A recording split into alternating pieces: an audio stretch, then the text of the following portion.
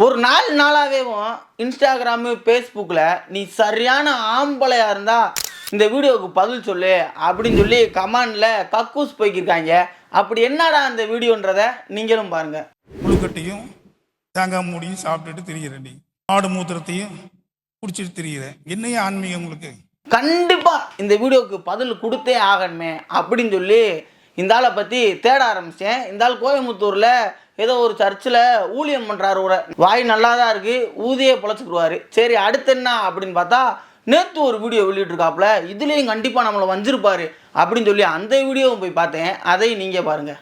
ஒரு சில இந்து சகோதரர்கள் காவல்துறையிலும் என் மேல் வழக்கு பதிவு செய்திருப்பதை நான் அறிந்திருக்கின்றேன். என்னுடைய அந்த பேச்சின் மூலமாக யாரெல்லாம் துன்புறுத்திருக்கிறார்களோ, குறிப்பாக என்னுடைய அன்புக்குரிய இந்து சகோதர சகோதரிகள் புண்பட்டிருப்பார்கள் என்றால் உள்ளத்தின் ஆழத்திலிருந்து நிபந்தனையற்ற என்னுடைய வருத்தத்தையும் மன்னிப்பையும் நான் கேட்டுக்கொள்கின்றேன். நம்பி வேறு படையெடுத்து வந்து விட்டோம்.